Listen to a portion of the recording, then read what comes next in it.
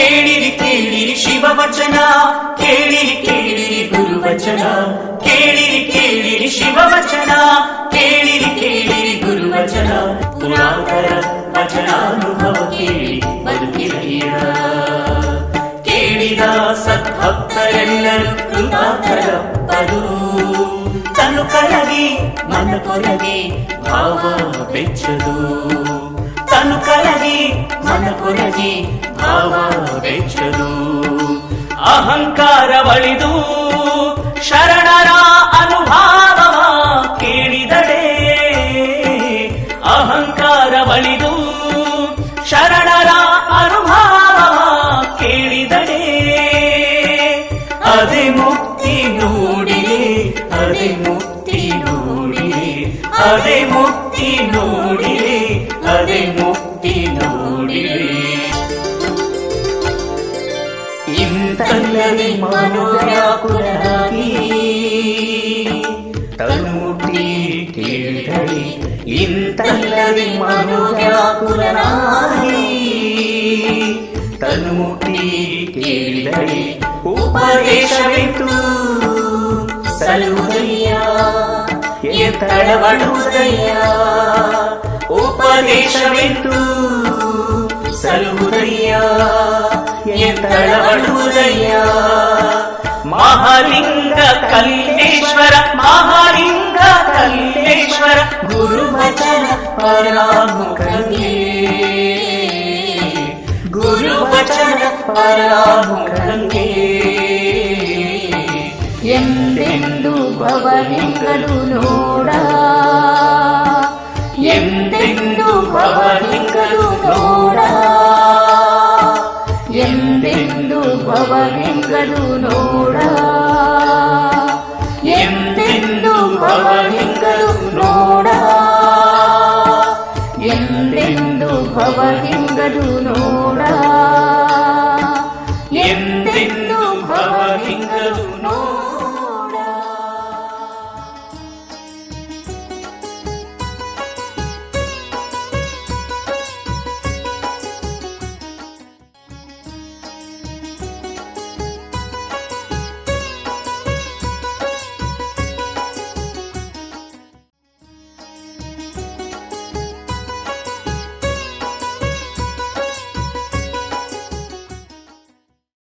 ಭಕ್ತಿ, ಜ್ಞಾನ, ವೈರಾಗ್ಯ ಕರಸ್ಥಲವ ಹರಹಲೆಂದು ಮರ್ತ್ಯಲೋಕಕ್ಕೆ ಇಳಿತಂದನಯ್ಯ ಬಸವಣ್ಣನು. ವ್ರತಾಚಾರದ ಶಿವಾಚಾರದ ಮುಂದಣ ಕನ್ನಡಕವ ಕಳೆದು ಕರತಳಾಮಳಕ ಮಾಡಿದನಯ್ಯ ಬಸವಣ್ಣನು. ಪರವಾದಿ ಬಿಜ್ಜಳನ ಹೊರಗಲ್ಲ ಹಿಡಿದು ಶಿವಭಕ್ತಿ ಸಂಪಾದನೆಯ ಮಾಡುವಲ್ಲಿ 36 ಕೊಂಡೆಯ ಪರಿಹರಿಸಿ ಶಿವಾಚಾರದ ಧ್ವಜವನೆತ್ತಿ ಮೆರೆದನೆಯ ಬಸವಣ್ಣನು. ಇದು ಕಾರಣ ಕೂಡಲ ಚನ್ನ ಸಂಗಯ್ಯನಲ್ಲಿ ಬಸವಣ್ಣನ ನಿಲವ ಹೊಗಳುವುದು ಎನ್ನಳವಲ್ಲ ನಿನ್ನಳವಲ್ಲ. ಬಸವಣ್ಣವರು ಈ ಭೂಮಿಗೆ ಯಾವ ಉದ್ದೇಶಕ್ಕಾಗಿ ಬಂದರು ಮತ್ತು ಇಲ್ಲಿ ಬಂದು ಏನು ಕ್ರಾಂತಿ ಮಾಡಿದರು ಅನ್ನೋಂಥ ಸತ್ಯವನ್ನು ಚನ್ನಬಸವಣ್ಣವ್ರು ತಿಳಿಸಿದ್ದಾರೆ. ಅವರು ಭೂಲೋಕಕ್ಕೆ ಬಂದದ್ದು ಎಲ್ಲರಂತೆ ಉಂಡುಟ್ಟು ಸುಖಿಸಿ ಒಂದು ದಿನ ಸತ್ತು ಹೋಗೋದಕ್ಕಾಗಿ ಅಲ್ಲ, ಬದಲಾಗಿ ಭಕ್ತಿ, ಜ್ಞಾನ, ವೈರಾಗ್ಯ, ಇಷ್ಟಲಿಂಗದ ಮಹಿಮೆಯನ್ನು ತಿಳಿಸಲಿಕ್ಕೆ ಅಂತ ಹೇಳಿದ್ದಾರೆ. ಹಾಗೆ ತಿಳಿಸುವಲ್ಲಿ ಅವರಿಗೆ ಕುಲಭೇದ ಇಲ್ಲ, ಸ್ಥಳಭೇದ ಇಲ್ಲ. ಭಕ್ತಿ, ಜ್ಞಾನ, ವೈರಾಗ್ಯ, ಲಿಂಗ ಪೂಜೆ ಇವು ಕೆಲವರಿಗೆ ಮಾತ್ರ ಮೀಸಲಾದದ್ದಲ್ಲ.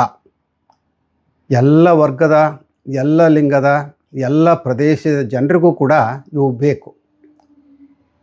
ಅಧ್ಯಾತ್ಮ ಜನಸಾಮಾನ್ಯರಿಗೂ ದಕ್ಕುವ ಹಾಗೆ ಮಾಡಿದ ವ್ಯಕ್ತಿತ್ವ ಬಸವಣ್ಣವ್ರದ್ದು. ಅವರು ಈ ಭೂಲೋಕಕ್ಕೆ ಬರುವ ಮುನ್ನ ವ್ರತಾಚರಣೆ, ಶಿವಾಚಾರ ಇರಲಿಲ್ಲ ಅಂತ ಏನಲ್ಲ. ಆದರೆ ಅವುಗಳಿಗೆ ಮುಸುಕು ಮುತ್ಕೊಂಡಿತ್ತು. ಅದೇ ಕನ್ನಡಕ. ಆ ಕನ್ನಡಕವನ್ನು ತೆಗೆದು ಧರ್ಮ, ಆಚಾರ, ವಿಚಾರಗಳ ಬಗ್ಗೆ ಅನುಭವ ಮಂಟಪದ ಮೂಲಕ ಎಲ್ಲ ವರ್ಗದ ಜನರಿಗೂ ಸ್ಪಷ್ಟ ಅರಿವನ್ನು ಮೂಡಿಸಿದರು. ಎಲ್ಲರಿಗೂ ಗೊತ್ತಿರೋ ಹಾಗೆ ಬಿಜ್ಜಳ ಶರಣ ಧರ್ಮದ ಅನುಯಾಯಿ ಅಲ್ಲ. ಅವನ ಧರ್ಮವೇ ಬೇರೆ. ಅದನ್ನೇ ಪರವಾದಿ ಬಿಜ್ಜಳ ಅಂತ ಹೇಳಿದ್ದಾರೆ. ಬಸವಣ್ಣವರು ಪ್ರತಿಪಾದಿಸುವಂಥ ಧರ್ಮ ಸರ್ವ ಸಮಾನತೆಯನ್ನು ಎತ್ತಿ ಹಿಡಿಯುವಂಥದ್ದು. ಅಲ್ಲಿ ರಾಜ ಪ್ರಜೆ, ಆಳು ಅರಸ, ಮೇಲು ಕೀಳು ಅನ್ನುವಂಥ ಭೇದ ಇಲ್ಲ. ಇದಕ್ಕೆ ಅಪವಾದವಾಗಿದ್ದವರು ಬಿಜ್ಜಳ. ಅಂಥವನ ಕೈ ಕೆಳಗೆ ಕೆಲಸ ನಿರ್ವಹಿಸುವಂಥದ್ದು ಸುಲಭದ ಮಾತಲ್ಲ. ಆ ಬಿಜ್ಜಳ ಒಡ್ಡುವ ಸವಾಲುಗಳನ್ನೆಲ್ಲ ಎದುರಿಸುವಂಥ ತಾಳ್ಮೆ, ವಿವೇಕ ಬಸವಣ್ಣವ್ರಿಗೆ ಇತ್ತು. ಒರಗಲ್ಲು ಅಂದರೆ ಆಯುಧವನ್ನು ಹರಿತುಕೊಳಿಸುವಂಥ ಒಂದು ಸಾಧನ. ಹಾಗೆ ಇಲ್ಲಿ ಬಿಜ್ಜಳ ಎನ್ನುವ ಒರಗಲ್ಲಿಗೆ ಹೊಂದಿಕೊಂಡು ಆದರ್ಶದಿಂದ ಕೂಡಿದ ಆಡಳಿತ ಕೊಟ್ಟ ಶ್ರೇಯಸ್ಸು ಬಸವಣ್ಣವ್ರದು. ಅವರು ಯಾವುದಕ್ಕೂ ಅಂಜದೆ ಅಳುಕದೆ ನಿಷ್ಠೆ ಮತ್ತು ನಿಷ್ಠುರತೆ ಮೈಗೂಡಿಸಿಕೊಂಡು ತಮ್ಮ ಕಾಯಕವನ್ನು ನಿಸ್ಪೃಹತೆಯಿಂದ ನಿರ್ವಹಿಸಿದವರು. ಬಸವಣ್ಣ ಮತ್ತು ಅವರ ಶರಣರ ವಿಚಾರವಾಗಿ ಏನೆಲ್ಲ ದೂರುಗಳು ಬಿಜ್ಜಳನ ಬಳಿ ಬರ್ತಾ ಇದ್ದದ್ದು ಸಹಜ. ವಿನಾಕಾರಣ ಚಾಡಿ ಹೇಳೋ ಅಂಥವ್ರಿಗೆ ಹೇಗೆ ಕೊಂಡಿ ಇಟ್ಟ ನೋಡಿ ಅಂತ ಹೇಳ್ತಾರೆ. ಅಂಥವ್ರನ್ನು ಕೊಂಡಿ ಮಂಚಣ್ಣ ಅಂತಲೇ ಕರೀತಾರೆ. ಜೈನ, ಶೈವ ಮತ್ತು ಅಧಿಕಾರ ಲಾಲಸೆಯುಳ್ಳ ಪಟ್ಟಭದ್ರರು ಬಸವಾದಿ ಶಿವಶರಣರ ತತ್ವಾದರ್ಶಗಳನ್ನು ಒಪ್ಪದೆ ಅವರ ವಿರುದ್ಧ ಏನೆಲ್ಲ ಚಾಡಿಯ ಮಾತುಗಳನ್ನು ಹೇಳ್ತಾ ಬಂದದ್ದು ಸುಳ್ಳೇನಲ್ಲ. ಅವು 1 ಅಥವಾ 2 ಅಲ್ಲ, 36. ಅಂಥ ಚಾಡಿಕೋರರ ಸವಾಲುಗಳಿಗೆ ಎದೆಗೊಟ್ಟು ತಾವೇನು ಅನ್ನೋದನ್ನು ತೋರಿಸಿಕೊಟ್ಟಂಥ ಛಲವಂತರು ಬಸವಣ್ಣವರು. ಬೇರೆಯವರ ಹುಳುಕುಗಳನ್ನು ತೋರಿಸಿಕೊಡುವಲ್ಲೂ ಅವರು ಹಿಂದೆ ಬಿದ್ದವರಲ್ಲ. ನ್ಯಾಯನಿಷ್ಠುರಿ ದಾಕ್ಷಿಣ್ಯಪರ ನಾನಲ್ಲ, ಲೋಕ ವಿರೋಧಿ ಶರಣ ಯಾರಿಗೂ ಅಂಜುವವನಲ್ಲ. ಈ ಗಟ್ಟಿತನ ಅವರಲ್ಲಿತ್ತು. ಸಮಾಜದಲ್ಲಿದ್ದಂಥ ದೋಷಗಳನ್ನು ಅವರು ನಿವಾರಿಸಿದರು. ನಿವಾರಿಸಿದ ಮಾತ್ರ ಅಲ್ಲ, ಅವರು ಎತ್ತಿ ಹಿಡಿದದ್ದು ಶಿವಾಚಾರದ ಧ್ವಜವನ್ನು. ಶಿವಾಚಾರ ಅಂದರೆ ಸರ್ವರು ಸಮಾನರು. ಮನುಷ್ಯರ ನಡುವೆ ಜಾತಿಯ ಬೇಲಿಯನ್ನು ನೆಡದೇ ಇರುವಂಥದ್ದು. ಯಾಕೆ ಅಂದರೆ ಎಲ್ಲರ ಹುಟ್ಟಿನ ಗುಟ್ಟು ಒಂದೇ ರೀತಿ ಇದೆ. ಯಾರೇನು ಕಿವಿಯಲ್ಲಿ ಹುಟ್ಟಿ ಬಂದಿಲ್ಲ. ಹೀಗೆ ಹೇಳ್ತಾ ಕಾಯಕ ದಾಸೋಹ ತತ್ವದ ಮೂಲಕ ಬಸವಣ್ಣನವರು ಶಿವಾಚಾರ ಧ್ವಜವನ್ನು ಎತ್ತಿ ಹಿಡಿದರು. ತನ್ಮೂಲಕ ಸಮಾಜದಲ್ಲಿ ಬದಲಾವಣೆ ತಂದರು. ಲಿಂಗಭೇದ, ಜಾತಿ ಭೇದ, ಉದ್ಯೋಗ ಭೇದ ಹೀಗೆ ಎಲ್ಲ ಅಸಮಾನತೆಗಳನ್ನು ನಿವಾರಿಸಿ ಸಮತೆಯ ಸಂದೇಶವನ್ನು ಜಾರಿಯಲ್ಲಿ ತಂದರು. ಇಂಥ ಮಹಾತ್ಮ ಬಸವಣ್ಣನವರನ್ನು ಹೊಗಳೋವಂಥದ್ದು ನನ್ನಿಂದ ಸಾಧ್ಯ ಇಲ್ಲ ಅನ್ನುವಂಥ ಅಭಿಪ್ರಾಯ ಚನ್ನಬಸವಣ್ಣವ್ರದ್ದು.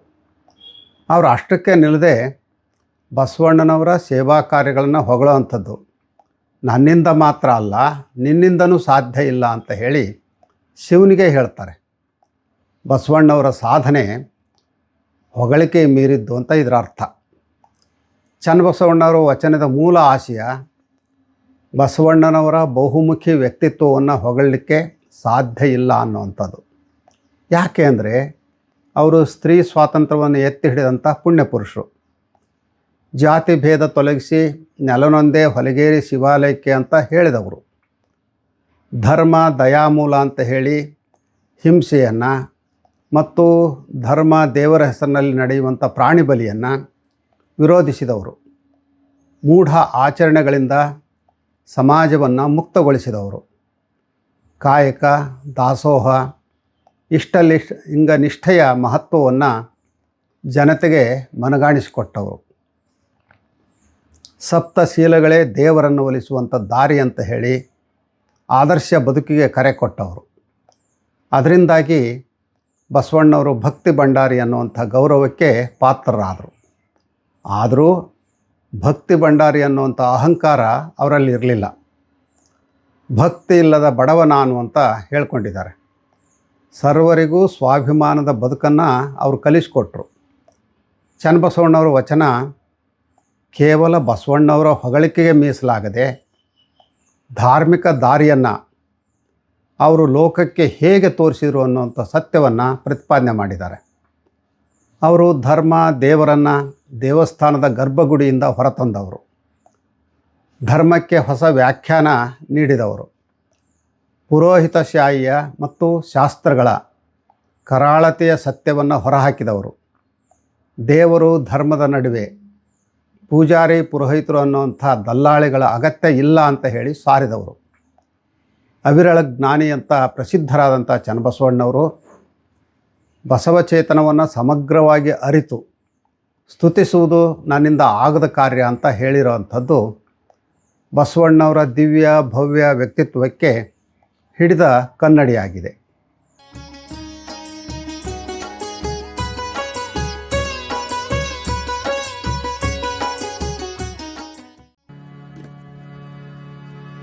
ಭಕ್ತಿ ಜ್ಞಾನ ವೈರಾಗ್ಯ ಕುಲಸ್ಥಲವಾ ಹರಹಲೆಂದು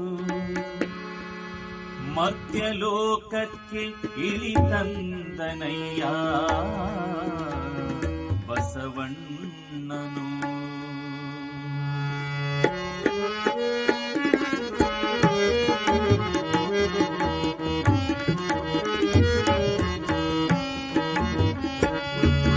ಭಕ್ತಿ ಜ್ಞಾನ ವೈರಾಗ್ಯ ಕುಲಸ್ಥಲವ ಹರಹಲೆಂದು ಭಕ್ತಿ ಜ್ಞಾನ ವೈರಾಗ್ಯ ಕುಲಸ್ಥಲವ ಹರಹಲೆಂದು ಮರ್ತ್ಯಲೋಕಕ್ಕೆ ಇಳಿತಂದನಯ್ಯ ಬಸವಣ್ಣನು ಮರ್ತ್ಯಲೋಕಕ್ಕೆ ಇಳಿತಂದನಯ್ಯ ಬಸವಣ್ಣನು.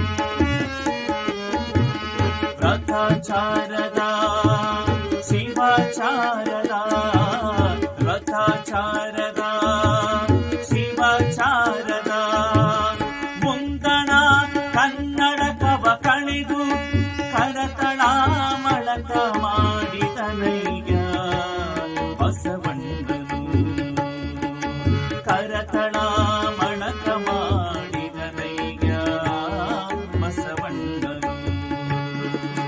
ಭಕ್ತಿ ಜ್ಞಾನ ವೈರಾಗ್ಯ ಕುಲಸ್ಥಲವ ಹರಹಲೆಂದು ಮರ್ತ್ಯಲೋಕಕ್ಕೆ ಇಳಿತಂದನಯ್ಯ ಬಸವಣ್ಣನು.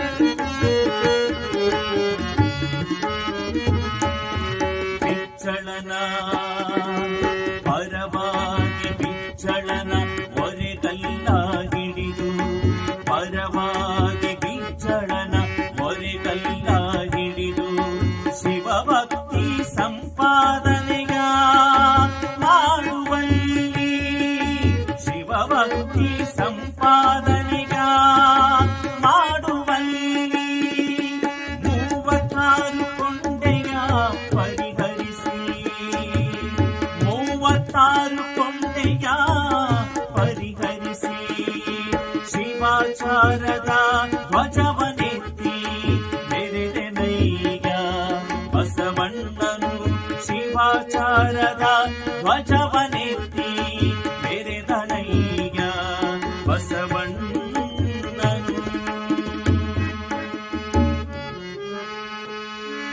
ಇದು ಕಾರಣ ಕೂಡಲ ಚೆನ್ನ ಸಂಗಯ್ಯನಲ್ಲಿ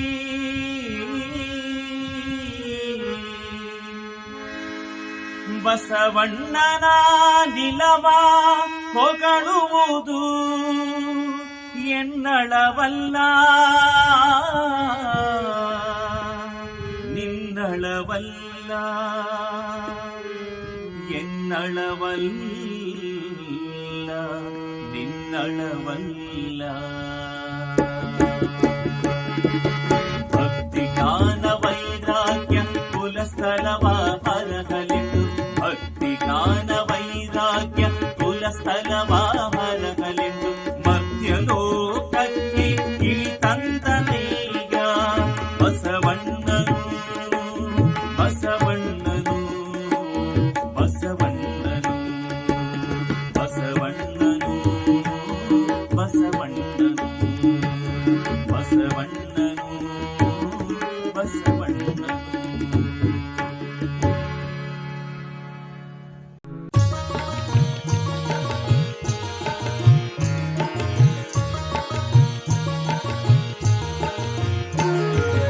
ಕೇಳ ಬನ್ನಿ ವಚನ ಸಂದೇಶ.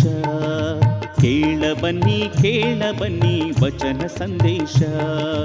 ಬಸವಾದಿ ಶರಣರ ಜೀವನ ಸಂದೇಶ. ಬಸವಾದಿ ಶರಣರ ಜೀವನ ಸಂದೇಶ. ನಮ್ಮೆಲ್ಲರ ಬದುಕಿಗೆ ಬೆಳಕ ನೀವ ಸಂದೇಶ. ನಮ್ಮೆಲ್ಲರ ಬದುಕಿಗೆ ಬೆಳಕ ನೀವ ಸಂದೇಶ. ಅನುಭಾವಿಗಳ ಅನುಭಾವದ ಸಂದೇಶ. ಅನುಭಾವಿಗಳ ಅನುಭಾವದ ಸಂದೇಶ. ಅನುಭಾವಿಗಳ ಅನುಭಾವದ ಸಂದೇಶ. ಅನುಭಾವಿಗಳ ಅನುಭಾವದ ಸಂದೇಶ.